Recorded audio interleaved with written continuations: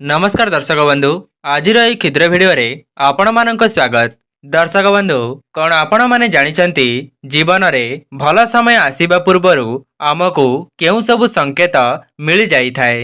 तेबे आज भिडियो माध्यम रे सही 15टी संकेत विषय रे आमे जानिबा को जाउछे। दर्शक बंधु आज भिडियो माध्यम रे मु आपण माननकु सही 15 गोटी संकेत विषय रे कहिबी। जदि सेथि मध्यरु आपणको 6टी किंबा 7टी संकेत मिल जाउछि तेबे आपण जानि जानतु जे आपणकर भल समय आसीबाकु जाउछि। आपणकर पूर्वरु जहाँ भी किछि कष्ट समस्या थिला ताहा खूब शीघ्र दूर होई जिवो एवं आपणक जीवन रे धन जनित समस्या संपूर्ण भाव रे दूर होई जिवो एवं आपणक घर को धन आसीबार समस्त मार्ग खोली जिवो, जहाद्वारा आपणक घरे माँ लक्ष्मी स्थिर भाव रे बास करिवे। तेबे दर्शक बंधु आपण माननकु गोटिए अनुरोध, आपण माने एही भिडियोटी को संपूर्ण रूपे शेष पर्यंत देखंतु एवं सही 15 गोटी संकेत को जानिबा पई चेष्टा करंतु। सही संकेत मध्यरु जदि आपणकु 6टी किंबा 7टी संकेत मिल जाउछि तेबे आपण जानि जानतु जे खूब कम समय मध्यरे ही आपणकर समस्त इच्छा पूर्ण होई जिवो। सेथिपाई जदि आपण माने संपूर्ण भिडियोटी को न देखिबे सही संकेत विषय रे जानि परिबे नहीं। एवं दर्शक बंधु सही संकेत विषय रे जानिबा पूर्वरु आपण माननको अनुरोध, भिडियो को लाइक करी कमेंट बॉक्स रे जय माँ लक्ष्मी जय जगन्नाथ अवश्य लिखि दियंतु। दर्शक बंधु आम चारि पाखरे अनेक सारा घटना घटी थाए जाकि आमे माने ताको ध्यान दियंती नहीं, किंतु आम चारि पाखरे जहाँ भी घटना मान घटुची आमे सेथि मध्यरु जानि परिबा जे आगकू आम पई भल हेबो ना खराब हेबो। दर्शक बंधु आपणक जीवन रे जदि किछि भल हेबा पई थिबो तेबे आपणको पूर्वरु ही किछि संकेत मिली थाए जहाँ कि आपण माने पूर्वरु जानि पारंती नहीं। तेबे आसंतु सही संकेत विषय रे जानिबा। दर्शक बंधु प्रथम संकेतटी हेउछि आपणकर निद ब्रह्म मुहूर्तरु भांगी जीव, अर्थात 3टारू 5टा मध्यरे आपणकर निद खोली जीव। जेउ भी मनीष एही ब्रह्म मुहूर्तरे उठी थांती तांकर भाग्य हीरा परी चमकी उठी थाए। सही व्यक्ति तांक जीवन रे बहुत उन्नति करि थांती। सेमाने तांक कर्म बल रे बहुत बड़ बड़ सफलता को हासिल करि थांती। दर्शक बंधु जो माने भी एही भिडियोटी को देखुचंती जदि आपण मानक निद 3टारू 5टा मध्यरे खोली जाउछि तेबे आपण माने जानि रखंतु जे आगामी दिन मानकरे आपणकर भाग्य बदलिबाकू जाउछि।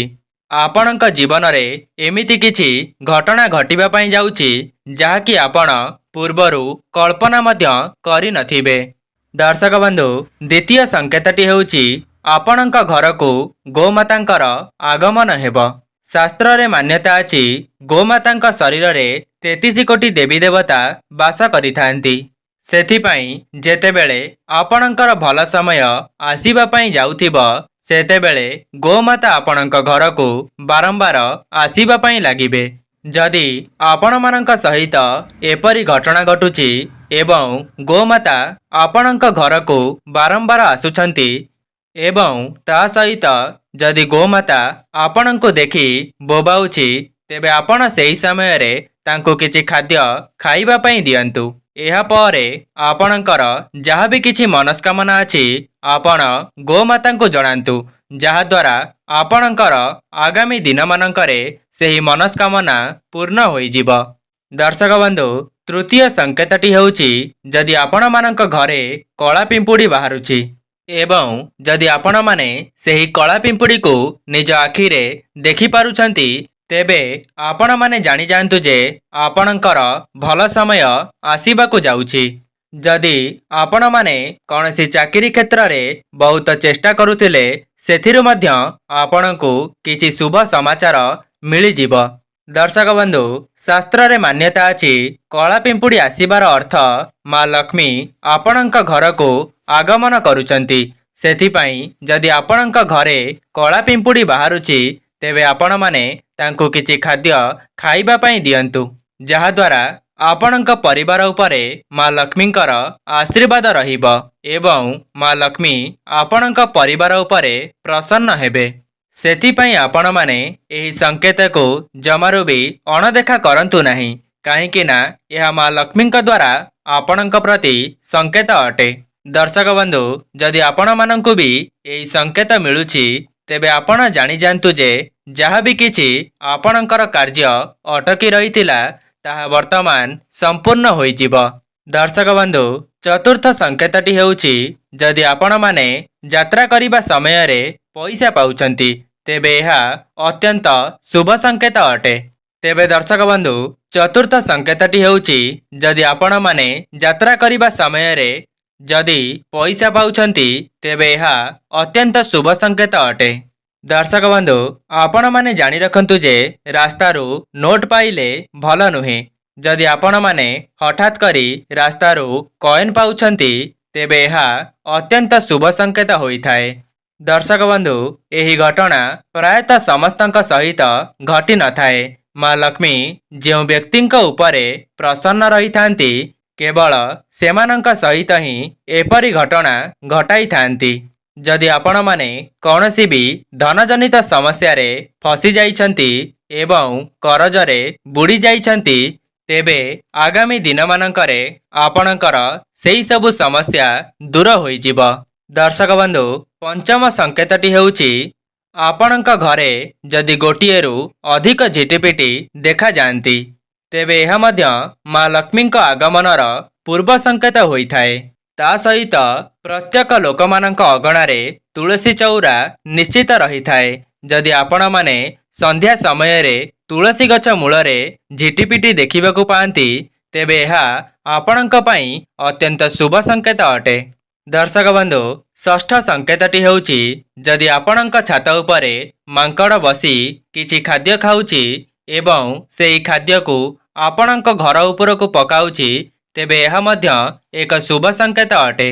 ସପ୍ତମ ସଂକେତଟି ହେଉଛି ଯଦି କୌଣସି ପକ୍ଷୀ ନିଜ ଥଣ୍ଟ ସାହାଯ୍ୟରେ କିଛି ଜିନିଷ ନେବା ସମୟରେ ଯଦି ଆପଣଙ୍କ ଛାତ ଉପରେ ତାହା ପଡ଼ିଯାଉଛି, ତେବେ ଏହା ମଧ୍ୟ ଏକ ପ୍ରକାରର ସଂକେତ ଅଟେ। ଦର୍ଶକ ବନ୍ଧୁ, ଅଷ୍ଟମ ସଂକେତଟି ହେଉଛି ଯଦି ବିଲେଇ କିମ୍ବା କୁକୁର ଆପଣଙ୍କ ଘରେ ନିଜର ପିଲାକୁ ଜନ୍ମ କରିଥାଏ, ତେବେ ଏହା ଅତ୍ୟନ୍ତ ଶୁଭ ସଂକେତ ଅଟେ। କାହିଁକି ନା ବିଲେଇ କିମ୍ବା କୁକୁର ପ୍ରତ୍ୟେକ ଲୋକମାନଙ୍କ ଘରେ ନିଜର ଛୁଆକୁ ଜନ୍ମ କରିନଥାନ୍ତି। ସେଥିପାଇଁ ଯଦି ସେମାନେ ଆପଣଙ୍କ ଘରେ ପିଲା ଜନ୍ମ କରୁଛନ୍ତି, ତେବେ ଆପଣମାନେ ବୁଝିଯିବା ଉଚିତ ଯେ ଆଗାମୀ ଦିନମାନଙ୍କରେ ଆପଣଙ୍କୁ କିଛି ଶୁଭ ସମାଚାର ମିଳିବା ପାଇଁ ଯାଉଛି। ଦର୍ଶକ ବନ୍ଧୁ, ନବମ ସଂକେତଟି ହେଉଛି ଯଦି ଆପଣମାନେ ସ୍ୱପ୍ନରେ କୌଣସି ଦେବାଦେବୀଙ୍କୁ ଦେଖନ୍ତି କିମ୍ବା ତାଙ୍କର ବାହନକୁ ଦେଖନ୍ତି, ତେବେ ଆପଣଙ୍କର ଯାହା ବି କିଛି ମନସ୍କାମନା ଅଛି ତାହା ଖୁବ୍ କମ୍ ସମୟ ମଧ୍ୟରେ ହିଁ ପୂର୍ଣ୍ଣ ହୋଇଯାଇଥାଏ। ଯଦି ଆପଣମାନେ ସ୍ୱପ୍ନରେ ଏହିସବୁ ଜିନିଷକୁ ଦେଖୁଛନ୍ତି, ତେବେ ଆପଣମାନେ ଜାଣି ରଖନ୍ତୁ ଆପଣଙ୍କର ଭଲ ସମୟ ଆରମ୍ଭ ହୋଇଯାଇଛି। ଦର୍ଶକ ବନ୍ଧୁ, ଦଶମ ସଂକେତଟି ହେଉଛି ଯଦି ଆପଣମାନେ ଏକା ସହିତ ସ୍ୱପ୍ନରେ କଇଁଛ ଏବଂ ମାଛକୁ ଦେଖୁଛନ୍ତି, ତେବେ ଖୁବ୍ ଶୀଘ୍ର ଆପଣଙ୍କୁ ଧନ ପ୍ରାପ୍ତି ହେବାର ଏହା ପୂର୍ବ ସଂକେତ ଅଟେ। ଦର୍ଶକ ବନ୍ଧୁ, 11 ନମ୍ବର ସଂକେତଟି ହେଉଛି ଯଦି ପୁରୁଷମାନଙ୍କର ଡାହାଣ ଆଖି କିମ୍ବା ଡାହାଣ ଅଙ୍ଗ ଡେଇଁବାକୁ ଲାଗେ, ତେବେ ଆପଣମାନେ ଜାଣିଯାଆନ୍ତୁ ଯେ ମା ଲକ୍ଷ୍ମୀଙ୍କ ଦ୍ୱାରା ଏହା ଆପଣଙ୍କ ଲାଗି ଏକ ଶୁଭ ସଂକେତ ଅଟେ। ସେହିପରି ଯଦି ମହିଳାମାନଙ୍କର ବାମ ଆଖି କିମ୍ବା ବାମ ଅଙ୍ଗ ଡେଇଁବା ପାଇଁ ଲାଗେ, ତେବେ ଆପଣ ମଧ୍ୟ ଜାଣିଯାଆନ୍ତୁ ମା ଲକ୍ଷ୍ମୀ ଆପଣଙ୍କ ଉପରେ ପ୍ରସନ୍ନ ଅଛନ୍ତି।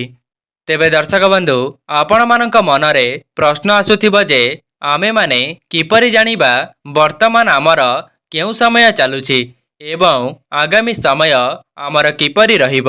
ଦେଖନ୍ତୁ, ସାଧାରଣ ଭାବରେ ବିଚାର କରିବାକୁ ଗଲେ ଯେତେବେଳେ ଆମ ଜୀବନରେ କିଛି ଭଲ ହେବା ପାଇଁ ଯିବ, ତା ପୂର୍ବରୁ ପ୍ରକୃତି ଆମ ପାଇଁ ସବୁକିଛି ଭଲ କରିବ।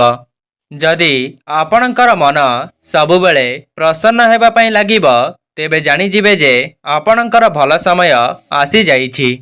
ଦର୍ଶକ ବନ୍ଧୁ 12 ନମ୍ବର ସଂକେତଟି ହେଉଛି ଯଦି ଆପଣମାନେ ସକାଳୁ ଉଠିବା ପରେ କୌଣସି ବ୍ୟକ୍ତିଙ୍କୁ ମନ୍ଦିରକୁ ଯିବାର ଦେଖୁଛନ୍ତି ତେବେ ଏହା ବହୁତ ଶୁଭ ସଂକେତ ଅଟେ।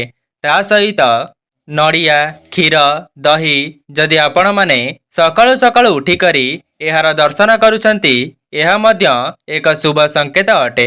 କିମ୍ବା ମନ୍ଦିରର ଘଣ୍ଟି ବା ଶଙ୍ଖର ଧ୍ୱନି ଯଦି ଆପଣଙ୍କ କାନରେ ବାଜୁଛି ତେବେ ଏହା ବହୁତ ଶୁଭ ସଂକେତ ଅଟେ। ଦର୍ଶକ ବନ୍ଧୁ 13 ନମ୍ବର ସଂକେତଟି ହେଉଛି ଯଦି ଆପଣମାନେ କୌଣସି ବି ବିବାହିତ ମହିଳାଙ୍କୁ ମନ୍ଦିରରୁ ଯିବା ସମୟରେ କିମ୍ବା ଆସିବା ସମୟରେ ଦେଖିବାକୁ ପାଆନ୍ତି ତେବେ ଆପଣଙ୍କର ବହୁତ ଶୁଭ ହୋଇଥାଏ। ଦର୍ଶକ ବନ୍ଧୁ 14 ନମ୍ବର ସଂକେତଟି ହେଉଛି ଯଦି ଆପଣମାନେ କୌଣସି ଜାଗାକୁ ଯାତ୍ରା କରିବା ସମୟରେ କୌଣସି ବ୍ରାହ୍ମଣଙ୍କୁ ପୂଜା କରିବାକୁ ଯାଉଥିବାର ଦେଖୁଛନ୍ତି ତେବେ ଏହା ଆପଣଙ୍କ ଲାଗି ଏକ ଶୁଭ ସଂକେତ ଅଟେ। ଦର୍ଶକ ବନ୍ଧୁ 15 ନମ୍ବର ସଂକେତଟି ହେଉଛି ଯଦି ଆପଣଙ୍କ ଘରକୁ ଚୁଚୁନ୍ଦ୍ରାର ଆଗମନ ହେବ ତେବେ ଆପଣ ଜାଣିଯାଆନ୍ତୁ ଯେ ମା ଲକ୍ଷ୍ମୀଙ୍କର ବାସ ଆପଣଙ୍କ ଘର ଉପରେ ରହିବା ପାଇଁ ଯାଉଛି। ଦର୍ଶକ ବନ୍ଧୁ ଯେଉଁମାନେ ବି ଏହି ଭିଡ଼ିଓଟିକୁ ଦେଖିଛନ୍ତି ସେମାନେ ଯଦି ଏଥିମଧ୍ୟରୁ 6ଟି କିମ୍ବା 7ଟି ସଂକେତକୁ ନିଜ ଜୀବନରେ ଦେଖିବାକୁ ପାଆନ୍ତି ତେବେ ଜାଣିଯାଆନ୍ତୁ ଯେ ଆଗାମୀ ଦିନମାନଙ୍କରେ ଆପଣଙ୍କର ସମସ୍ତ କାର୍ଯ୍ୟ ଶୁଭମୟ ହେବ ଏବଂ ଆର୍ଥିକ ସ୍ତରରେ ଆପଣମାନେ ସୁଦୃଢ଼ ହୋଇଯିବେ। ତେବେ ଦର୍ଶକ ବନ୍ଧୁ ଯଦି ଆପଣମାନଙ୍କୁ ଏଥିମଧ୍ୟରୁ କୌଣସି ବି ସଂକେତ ମିଳୁଥାଏ ତେବେ କମେଣ୍ଟ ବକ୍ସରେ ଜୟ ମା ଲକ୍ଷ୍ମୀ, ଜୟ ଜଗନ୍ନାଥ ଅବଶ୍ୟ ଲେଖିଦିଅନ୍ତୁ। ଆଜି ପାଇଁ ରହୁଛି, ନମସ୍କାର।